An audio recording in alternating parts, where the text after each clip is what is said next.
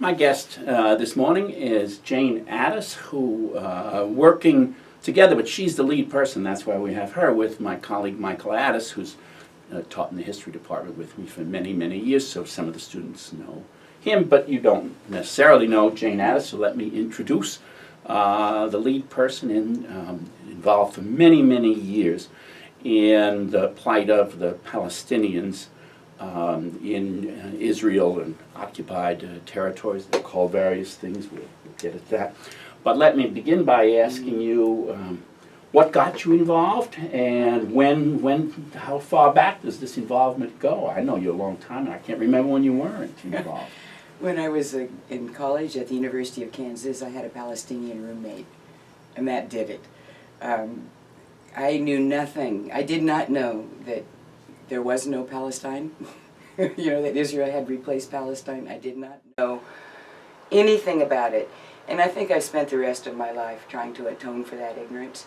I knew what most Americans did know, Exodus, the struggle for, a safe haven for Holocaust survivors, but I did not know what happened on the other end.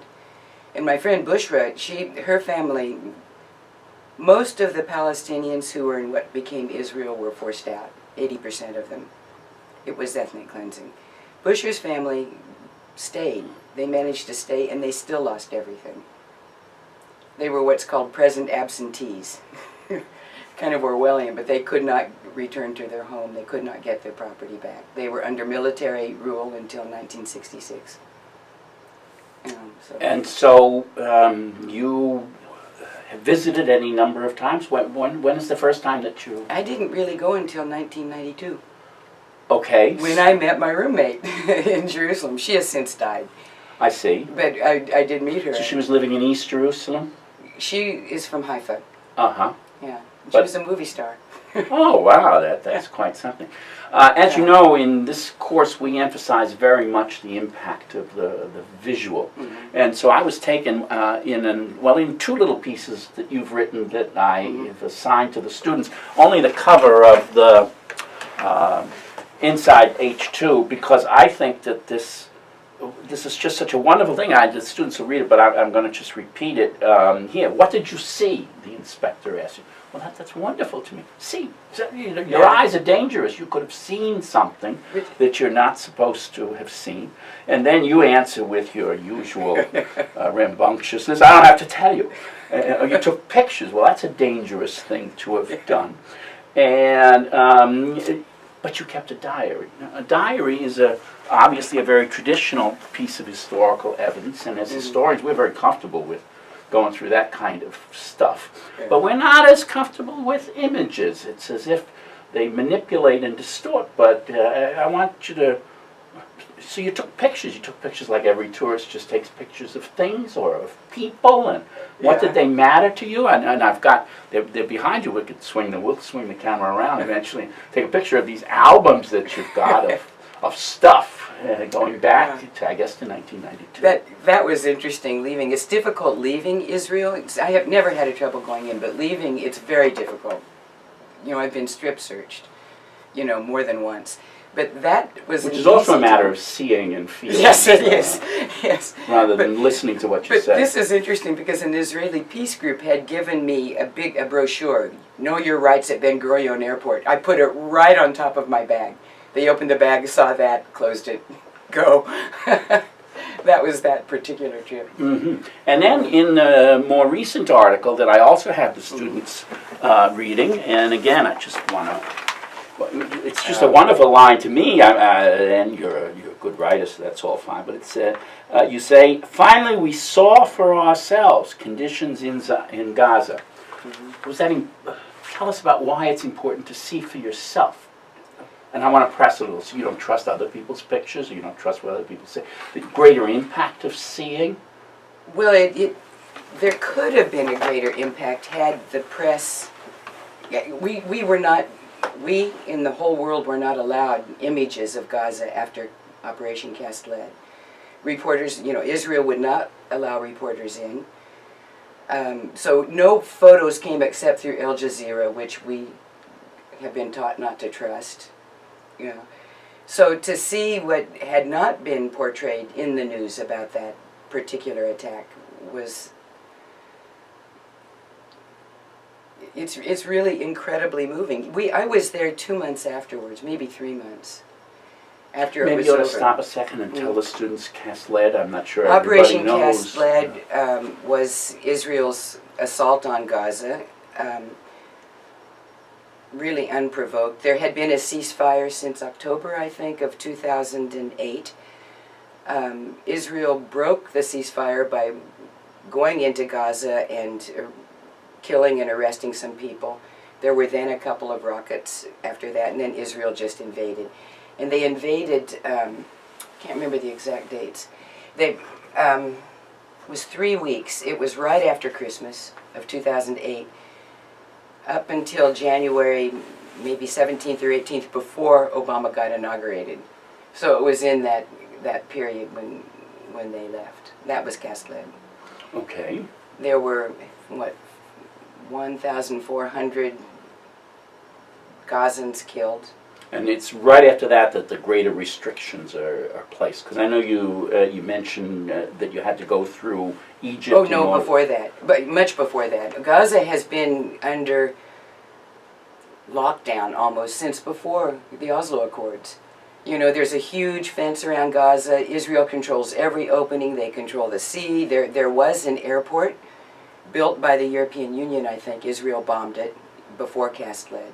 Cast Lead was just an intense attack, one of many less, every couple of years Israel attacks Gaza. But the destruction here had to be seen, or at least had to be photographed, which it was not. Your music to my ears had to be seen. So reading really about it's not good enough, right? No, I don't think so. It doesn't have enough impact for you. But at least if there had been photos, if there had been anything from that side. There was one Norwegian doctor who gave interviews, who managed to get in and gave interviews, Dr. Mads Gilbert. And Al Jazeera was on the ground. Other than that, nothing was coming out of Gaza. Instead, there was a hill in Israel where reporters could watch it, near Sderot, which receives the rockets from Gaza. And they were picnicking and cheering, and this was going on, within, down at the bottom, this destruction was going on. It was incredible. Talk to me about Al Jazeera. I'm interested in what you said. Don't trust. Come on. Al Jazeera was the first non-state-controlled media. It comes from Qatar. Mm-hmm. They do own it, but they have reporters every place. I think, you get really kind of it's not unbiased because everything's biased, but you get a different point of view than you would get from, say, Fox News or CNN. You get on-the-ground reporting with some sympathy. So you're more comfortable with their reporting than with whatever else? I think you need to combine them all to get the right picture, because there is always bias. That's true, and that's a good piece of advice for our students, but they don't always have time to look at everything. They don't have access. Al Jazeera has just opened Al Jazeera America, which won't touch this. They can't. Al Jazeera English couldn't find an outlet in the United States, or find very many. Now they have Al Jazeera America, which just doesn't cover the Middle East, really. I want to interrupt, because one of the things the students are reading is a little piece by Susan Sontag, which is related to images, particularly of prisoners, Abu Ghraib, and things like that. But I don't want to ask you about that, but the story you told me is so great that I just want to hear it again. So tell us about Susan Sontag and visiting. Okay, well, the group I was with in Hebron repeatedly, I went many times, is Christian peacemaker teams. And these are, it's a peace group that the idea is that you get in the way where there's violence. They're not only in Palestine, they're also in Chiapas, Mexico, they're in Iraq. But the idea is that you kind of get in between fighting groups and try to prevent the violence. They're very, very well-meaning, very naive. And Susan Sontag contacted the group. They're very Christian. Contacted the group and said, "I'd like to come to Hebron, and could you show me around Hebron on Sunday?" And the group had never heard, whoever talked had never heard of Susan Sontag and said, "I'm sorry, we don't do tours on Sunday." That is amazing. And what an effect that would have had. You know, because people don't come to Hebron much. Do you know about Hebron? Yeah, well, say more. Yeah, Hebron is, I think, the first or second largest city after Nablus in the West Bank. And it has maybe, I'm not sure the population, 200,000 Arabs, and living in the center of Hebron, maybe 400 or 500 settlers right in the center, guarded by maybe 10,000 soldiers and military police. So it is, and these settlers are ideological settlers. Well, They're there. I mean, they're not all. No, I don't think they all are. I think some of the settlers are there economic. They make it very inexpensive. They're heavily subsidized. But in Hebron, they're ideological. So most of our work was trying to get in the way of settlers harassing Palestinians. You know, in Hebron. So Hebron is tense, always. You know. One of the reasons I wanted to ask you about Susan Sontag is my larger sense that the Palestinian cause has not been terrific at the use of images. When I think, which our students will look at, if you think back, I'm old enough to remember it, the 1964 campaign against Goldwater, which had the little girl plucking the daisies. That's a powerful image. If you look at the image of the naked little girl in Vietnam, firebomb, that's a powerful image. We have for the students a couple of images that you took, and they're good, they're what you could photo. But and we also have the Suarez book that you let us have a look at, which is wonderful. Although I won't have the students do all of that, but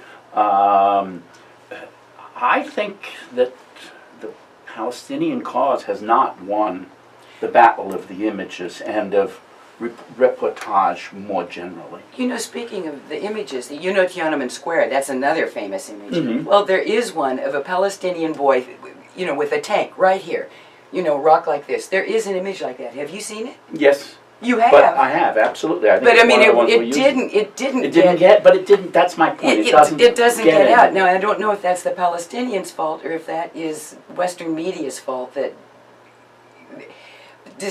open discussion on this issue is not encouraged. Let's talk more about that. So on the ground, we've got the powerful government force of Israel controlling who can take photos of what. That's right. Okay, so that's and with more success, shall we say, than is the case with, say, the United States Army in Afghanistan, which seems unable to control what reporters take pictures of, and which opened up really, going back to Vietnam, those were not authorized photos, obviously, That's right. that we looked at. So there's greater effective control on the ground by the side that doesn't want to see. That's right. You to see the opposite. There is also a very effective use of imagery, frankly, when there are bus bombings in Tel Aviv or Jerusalem. Those are very effective and with great bloody vigor shown, both in movie clips and in still clips. And then we're adding yet a third level, which is the international media, which for various reasons doesn't wish to emphasize in front page these things. So am I right in that general assessment of? I don't think it's the Palestinians' fault that their images they're are not good getting picture out. takers. No, you know, not that they don't have good things to photograph. I mean, you know, effective things, they certainly do. But as you say, they can't get them out. And they're not, you know, I'm surprised you saw the picture of the boy with the tank. And did you know he was killed, you know, within a year after that? No, I just, it's an image that's on the internet, and I saw it in preparation for this whole session that we're doing, and that's why I mean, if that boy, said yes right if at Tiananmen Square, you know, we would have known all about him. You know, there would be follow-up, but we don't know about that boy. For me, it's just an image that I saw. Yeah. And I think it's, you know, there are many reasons. I think there is a general sympathy, I think, in the United States, genuine, for Israel because of the Holocaust. And not just because of the Holocaust, because we're both, you know, settler colonial societies that have done bad things to the people who were here. We have that in common, right? We have shared values. Yeah. So, I mean, I think the Palestinians one place I went with CPT was to South Dakota to be with the Lakota Sioux, because I see a real parallel between what we did to Native Americans and what is happening to the Palestinians. And it was, there are losers in history. Justice doesn't always happen. You know, justice has not happened. They're disappeared, they're out of sight, and this is what Israel wants to happen to the Palestinians. Forget about them. Okay, tell me more about how historians, you can call it right the balance or present an alternate picture.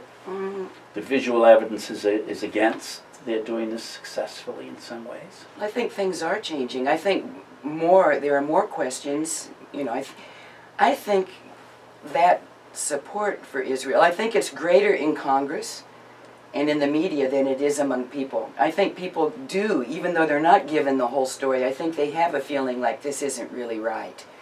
You know, it isn't really fair. I think the support is wide and thin. And things like cast lead. I mean, enough information got out that, wait a minute, the death toll is 1,400 versus 9, of which 3 of those were friendly fire. Wait, you know, this isn't fair. Or the Mavi Marmara, when they attacked the ship at sea. You know, yeah, I recall. The flotilla going to Gaza. Things like that do get out. When they attacked Lebanon in 2006, you know, and left all of those landmines, which are still exploding, that information does get out. And, you know, it's cumulative. I think people are beginning to see that, you know, wait a minute. It's not a question of good guys, bad guys, you know, white hats, black hats. It's more, you know, more subtle than that. Mm-hmm. One of the people who agrees, 2 of the people who agree with you about the power of images and who controls them, ex-President George Bush and Donald Rumsfeld. For other kinds of reasons, of course, in which you're... They'd like to suppress some images, wouldn't they? Yeah, absolutely. What does that do to the kind of cause that you're working on? Here I want to be fair, but, you know, we've got your article on Code Pink, okay? Playgrounds for kids, I guess it's worthwhile, but well-meaning, but how effective? I think it matters. You know, I think every little thing matters. I mean, pink is a color. You picked that. You didn't call yourself yellow. Oh, I'm not part of it. They sponsor the delegation. I'm not part of it. But you still, went with. But still, they're doing things, and you know, she's new. Medea Benjamin, who founded Code Pink, she's new to this situation, and people like that are wonderful. They're still full of energy. They can't believe what they're seeing, you know, and they come back and act. And I think that's great. I don't think any little thing is too small. You know, we would get really discouraged. Frankly, every time I went to Hebron, the situation was worse. Every single time. And this last time... Isn't that still true now? I mean, yes, oh, absolutely. I mean, I last went almost 3 years ago. If I went now, it'd be worse. But that time, it's complete apartheid within Hebron. Complete. You know, but when we get discouraged, when on the team we get discouraged, you say, well, who ended apartheid in South Africa? You can't say any one person did. It's a cumulative thing of all of these things, and I think there will be, what do you call it, a significant mass that I think things will change. So some tipping point. I think so there will be. You're still an optimist. Yeah, I am. I I do see positive things. I mean, the boycott, divestment, sanctions movement which was called for by Palestinian civil society.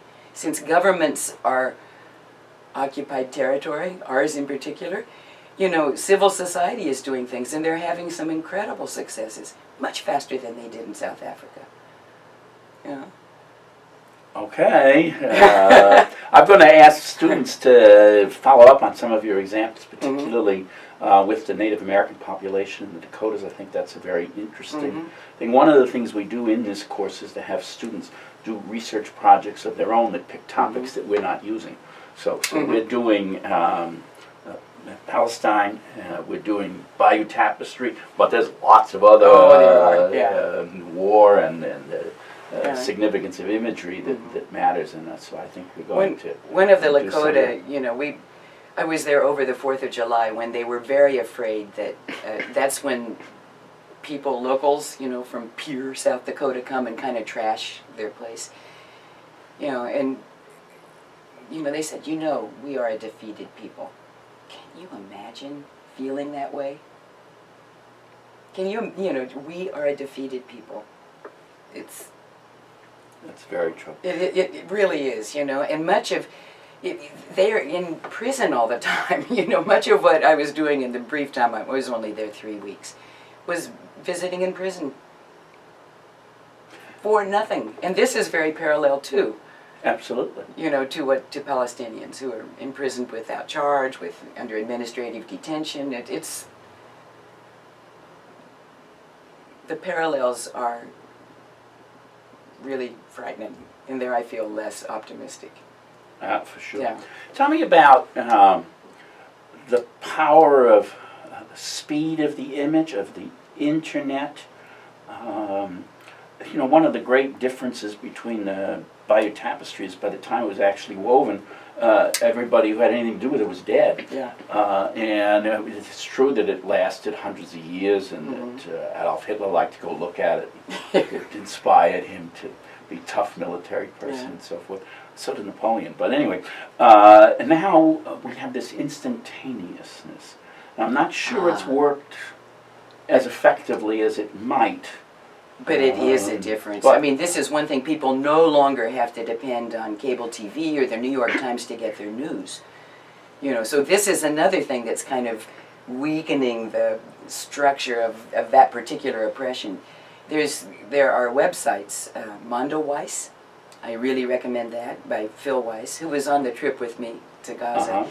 The electronic intifada is indispensable for finding out what's going on there. And you'll read things there that the Times wouldn't touch. You know, the Times does such funny things. Like a couple of days ago, a young Israeli soldier was stabbed on a bus. We get that in the Times. You know, you get the picture. You get the picture of the bus, the grieving family, everything. Like, this was, how did they call it? A break in the relative calm. Well, if that week alone, 3 or 4 Palestinians were killed, 3 in Gaza, 1 in the West Bank, no mention. That's what relative calm is. Palestinians die, and Israelis don't. You get the full story of that soldier who was stabbed. It's terrible that he was stabbed, you know, but why is one life more significant than the others? Well, and who has the power to send the images that fix that in your mind. But you will read about the Palestinian deaths on the Electronic Intifada and on Mondo Weiss. I really recommend those 2 websites. Okay. And there are more.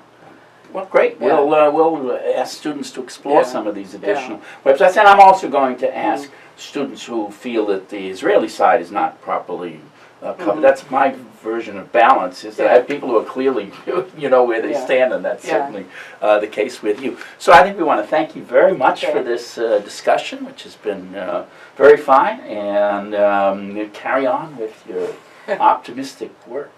Okay, thank you, Rudy.